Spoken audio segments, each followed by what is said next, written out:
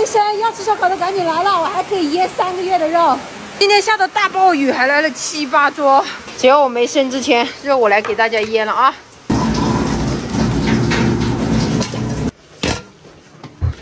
正好你们也好久没有看见过这种腌肉的镜头了吧 ？OK， 鸡都还没腌，把鸡腌漏了。来了，龙虾也拿到了。阿哥，我给你60瓶龙虾给好卖一点。差不多。那分给我一点。然后我刚才点的这桌是牛肉牙床。再腌一个标配打包带走不是啊 ？OK， 赶紧切牛肉，掉了一块。先帮我砍半只鸡，我没有腌的。啊，我来先把这一桌的上交给他。打包的这个要不要辣椒？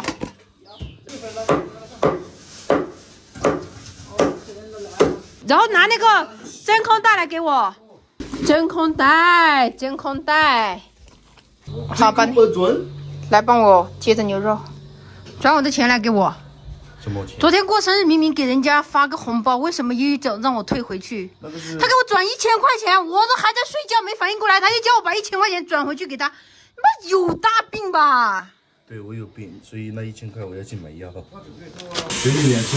那天都说好了，全部给我，叫你退的话1毛都没有。这个2斤多的鸡吗？先装到这里面，这样输进来就好输了。打包好了，是哪一桌的来？家门口2，你自己提过去了啊，直接提过去给他了，一个标配一个皮蛋吗？他家吃好了，那，他就在那里等你了。我先去接一下小孩，一下再回来给大家腌肉啊。这不马上到儿童节了吗？买了一袋零食，给我儿子搞个惊喜。来不及买那个蛋糕偷了，自己临时搞了一个。做好了，虽然有点粗糙，但是明天早上他起来看见肯定会非常开心。是我的吗？是你的。我本来想着明天早上给你看的，结果你现在就发现了。6一儿童节快乐！好，先把书包里面的那些吃掉，然后明天再回来骑这个。还没到第2天就被他发现了。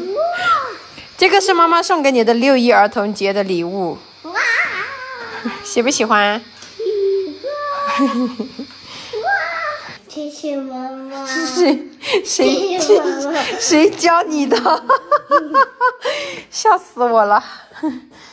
但我看出来他很开心。